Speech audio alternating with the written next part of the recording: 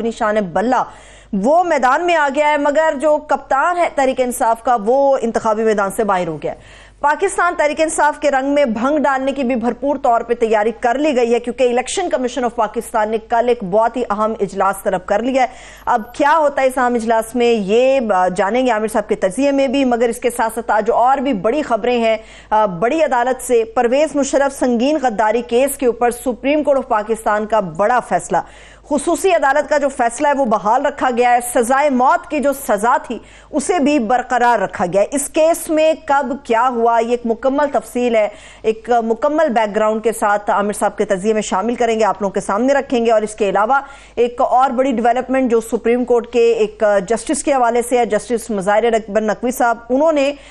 جو ان کے خلاف الزامات لگے ان کو غلط ثابت کرنے کی بجائے آج انہوں نے ریزائن کر دیا، اپنا استعفیٰ انہوں نے صدر مملکت کو بھی بھیج دیا۔ آخر انہوں نے الزامات کو غلط ثابت کرنے کی بجائے استعفیٰ دینا کیوں مناسب سمجھا، اس کے اوپر بھی مکمل بحث ہوگی آج کے پروگرام مقابل میں۔ اور عامر صاحب لیگل معاملات کی طرف بھی جاتے ہیں، مگر سب سے پہلے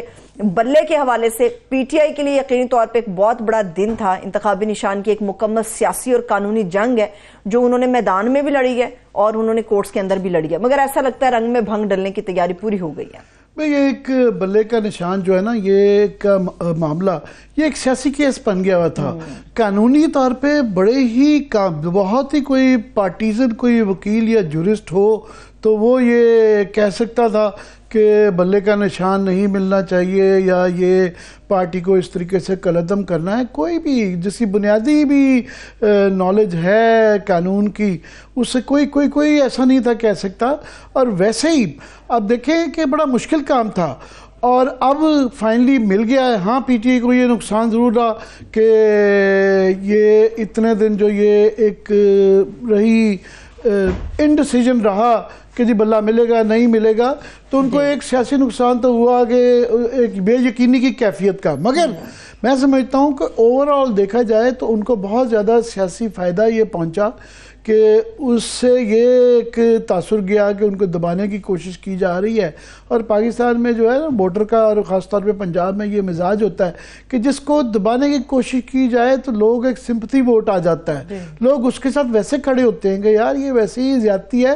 اور وہ کمزوری لگتی ہے۔ میں سمجھتا ہوں وہ جو انگریزی میں کہتے ہیں نا ایگ آن دا فیس، تو یہ الیکشن کمیشن کے لیے میں سمجھتا ہوں بہت شرمندگی کا مقام ہوا ہے کہ اگر یہ نہ کرتے تو یہ کیا تھا، یہ انہوں نے تھرو آؤٹ جو تھا یہ قانونی کیس ہی نہیں تھا، کلیئرلی اپنے آپ کو شرمندہ کروایا، اپنی جو ایک عہدے کو بہت ہی زیادہ انہوں نے میں سمجھوں گا اس کی تذلیل کی ہے کہ جس لیول پہ جا کے انہوں نے آؤٹ آف دا وے جا کے کیا۔ اور آج لیگل اس پہ ثاقب بشیر صاحب ہمارے سینئر کورسپونڈنٹ موجود ہیں، ان سے لیگل وجوہات پوچھیں گے۔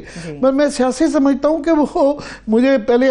میں بڑا ہنستا تھا جب نون لیگ والے یہ کہتے تھے کہ یہ سازش ہمارے خلاف ہوئی ہے، تو اب تو یقین لگتا ہے کہ واقعی ان کے خلاف سازش ہوئی ہے۔ اگر بلے کے نشانے بحال ہونا تھا تو اس دوران میں ان کو یہ جو نقصان یہ تاثر بنا کہ یہ بھاگ رہے ہیں، اور وہ بالکل بھاگ بھی رہے تھے کہ جس طریقے سے پچھلی دفعہ جب بلہ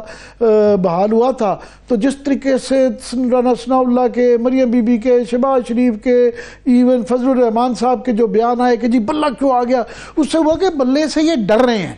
اور یہ الیکشن سے بھاگنا چاہ رہے ہیں اور یہ غلط طریقے سے الیکشن جیتنا چاہ رہے ہیں کہ سازش کے ذریعے جیتنا چاہ رہے ہیں، مقابلے میں میدان میں نہیں جیتنا چاہ رہے ہیں۔ ان کے لیے بھی یہ جو ایگ آن دا فیس یہ ان کے لیے بھی ہے جنہوں نے اس کو اپوز کیا۔ اور خاص طور پہ آپ دیکھیں election commission time and again جو ہے اپنے آپ کو یہ رسوا کر رہے ہیں۔ پہلے انہوں نے رسوا کیا جب یہ الیکشن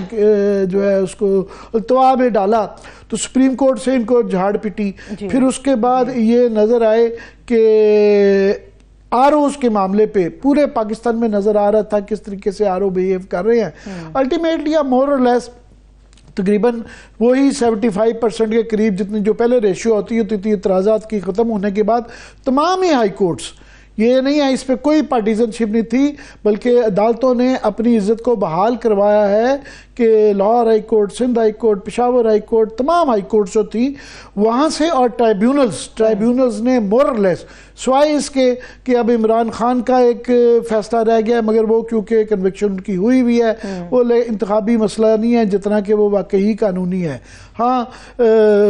شاہ محمود قریشی کا اور ان کے خاندان کا، پرویز الہی کے کیسز ہیں، حماد اظہر کے ہیں، یہ ہائی کورٹوں میں گئے ہیں، ٹریبیونلز میں ان کے حق میں فیصلے ہوئے، باقی مور اور لیس تقریباً تمام ہی کیس۔ سو وہ ایک میں سمجھتا ہوں شرمندگی کا باعث ہوا الیکشن کمیشن کے لیے۔ فائنلی بلے میں جس طرح آؤٹ آف دا وے جا کے انہوں نے اس کو کیا تو اپنے آپ کو بھی شرمندہ کروایا، نون لیگ بھی بہت زیادہ شرمندہ ہوئی، اور وہ ایک پی ٹی آئی سرخ رو ہوئی کہ ان کو نشان مل بھی گیا، اور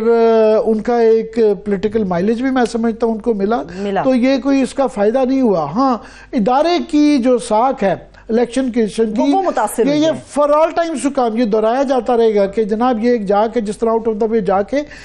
سیاسی پارٹیاں دیکھیں جاتی ہیں اپیل کے اندر،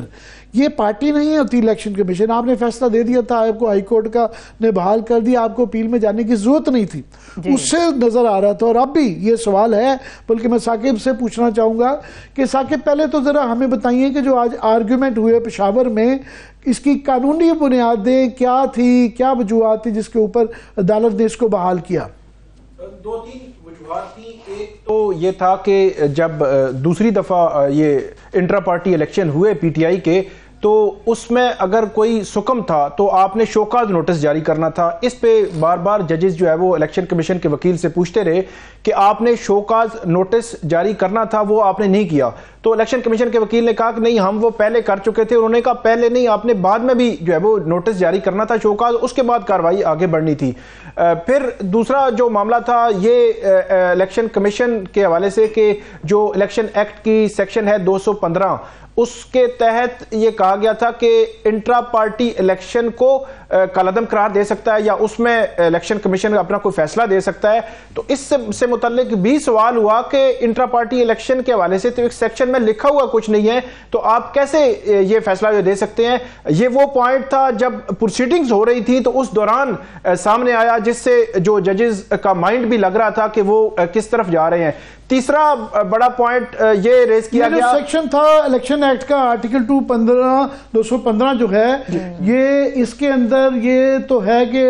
سرٹیفکیٹ دیا جائے گا، الیکشن کروائے جائیں گے اور اطلاع دی جائے گی۔ اس کے اندر جو لارجلی بتایا گیا ہے کہ آئین کے مطابق جو ہر پارٹی کا اپنا آئین ہے، طریقہ کار ہے، اس کے مطابق وہ کروائیں۔ تو اس کے اندر پن پوائنٹ نہیں کیا گیا کہ کس طریقے سے الیکشن ہوں گے، یا جس طرح جنرل الیکشن یا جو الیکشن کمیشن جو الیکشن کرواتا ہے وہ وہاں ڈیٹیل تک دی جاتی ہے، اس کے اندر تفصیلات نہیں ہیں یہ کہ الیکشن کس طرح ہوں گے۔ جی بالکل، یہی جو پوائنٹ تھا، اسی پہ ججز نے الیکشن کمیشن کے وکیل سے پوچھا کہ یہ جو آپ ایک سکم کہہ رہے ہیں کہ ان کے انٹرا پارٹی الیکشن میں موجود ہے کہ اس کے مطابق انہوں نے نہیں کروائے، اس قسم کی تفصیلات جو 215 میں دی ہی نہیں گئی ہیں۔ اس کے علاوہ ایک اور جو معاملہ سامنے آیا کہ الیکشن کمیشن نے یہ کہا کہ یہ ایک پشاور ہائی کورٹ، تو پشاور خیبر پختونخوا کا ایک دائرہ اختیار بنتا ہے، اور تمام ہائی کورٹ جو ہے وہ اپنے اپنے ایک دائرہ اختیار ہیں۔ تو اس سوال کے جواب میں پھر جب پوچھا گیا پی ٹی آئی کے وکلا سے، تو انہوں نے کہا کہ کیونکہ الیکشن یہاں پہ ہمارے ہوئے اور جو سیکرٹری جنرل ہیں وہ بھی یہیں کے ہیں، اور اس سے قبل بھی یہاں پہ بھی ہم نے دیکھا ہے اور لاہور ہائی کورٹ میں بھی کہ الیکشن میٹرز جتنے بھی ہیں وہ ایک کسی بھی ہائی کورٹ میں جاتے ہیں تو اس کا اطلاق پورے جو ہے وہ اس کا پورا اطلاق ہوتا ہے۔ ایسا کبھی نہیں ہوا کہ کسی ایک آج کی اگر مثال لیں کہ آج کے فیصلے کا اطلاق صرف خیبر پختونخوا پہ نہیں ہوگا بلکہ پورے ملک پہ ہوگا، اور اس پہ پھر یہ 3-4 میجر پوائنٹس تھے جس پہ ججز جو ہے وہ کنونس نظر آئے۔ جب یہ سماعت ختم ہوئی تو اس سماعت ختم ہوتے ہی یہ آئیڈیا تھا کہ 10 سے 15% چانس ہے کہ الیکشن کمیشن کا موقف مانا جائے، اور تقریباً 80 سے 85% جو ہے وہ ججز اس بات پہ کنونس تھے کہ یہ جو انٹرا پارٹی الیکشن ہے یہ کالعدم قرار دیے گئے ہیں، یہ درست نہیں ہے، اور پھر انہوں نے اس کو جو ہے وہ بحال کر دیا۔